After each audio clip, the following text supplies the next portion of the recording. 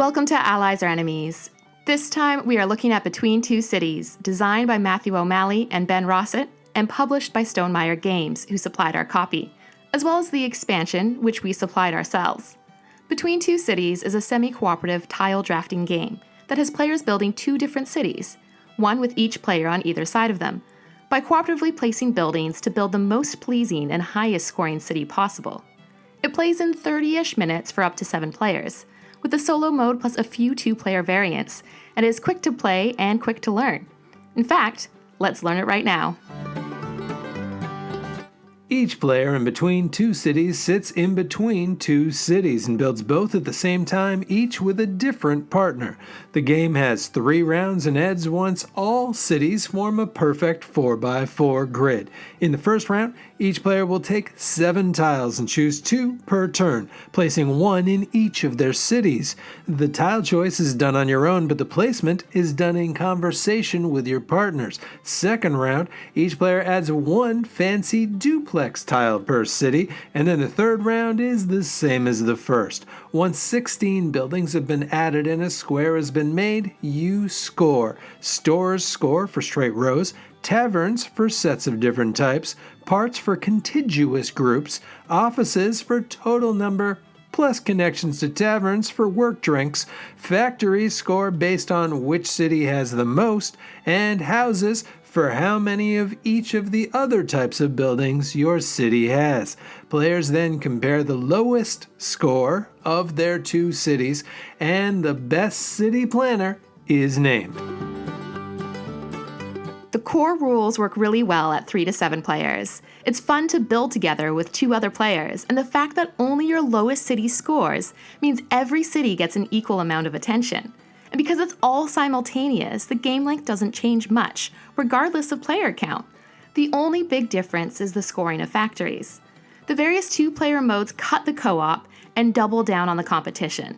The official mode has each player building 2 cities on their own, which misses the team building, but it's still a fun, quick puzzle. For more cutthroat competition, there is also Love the Left, in which the 2 players share cities, but only score the one on their left, which is quicker and meaner, but we don't use it as often. There's also the option of using a bot, which is controlled by a deck of cards, and running it as either one AI opponent for 2 players, or 2 opponents for solo play. The bot works fine, but often just asks players to choose the best tile, which makes sense, but is a bit less brain-free than one might want. While much of the charm of the base game is in its speed and simplicity, there is room for a bit more variety, and the Capitals expansion adds just that, with new civic buildings, district scoring, and landscape mats. The landscape mats maybe make the biggest difference, as even though the little landscape area is fairly simple, it adds oodles of personality and new placement challenges as part of the larger 5x5 grid, with connecting bridges and unbuildable spaces. The new civic buildings add another touch of individual flair and slightly more complex scoring, and the district scoring goals add endgame bonuses for the largest grouping of 2 randomly selected types of building. These really up the ante for both thinking about placement and competing with other cities. This is one of those expansions that once you've added it, you won't take it out. Let's start with the positives. The information is laid out extremely well, with all the scoring on each tile, and the tiles are all very easy to tell apart at a glance. On the downside, it is all kind of a reverse Monet. There is actually a lot of nice detail on these buildings close up, but from a distance, every city is a bit overtly industrial, especially the office blocks. No wonder the town needs so many taverns. The expansion does go a ways to fixing this, with the landscape maps and the individual civic buildings, but we could probably use a second expansion with a bit more variety and maybe some arts and entertainment. Otherwise, there are some nice touches with the seating arrangement randomizer cards, the 2-sided scoreboard, which maybe has the best art in the game, and of course the city scoring markers based on real-world landmarks, which really are a terrific touch. It's almost too bad that they are just used for endgame scoring.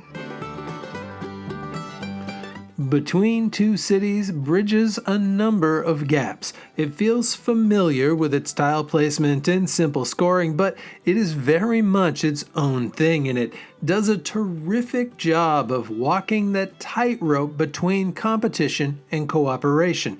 New players can confidently dive in with partners on either side of them and the rules basically right on the pieces. But for those that want to win, there are choices to be made and competition to be had, and only one champion will be named at game end. And at 20 to 30 minutes, it works well as either a filler or just for playing with family or a night of more casual gaming. The base game alone is perhaps a bit too slim for some, but the expansion goes a long way to adding that depth. And while this isn't going to be a centerpiece for us, it has already become a bit of a comfort game that really fits a gap in our collection. And that is it. Have you played Between Two Cities? Have you tried it for two? And what are a few of your own comfort games? Also, please do like and subscribe, and hopefully we'll see you all next time for another game.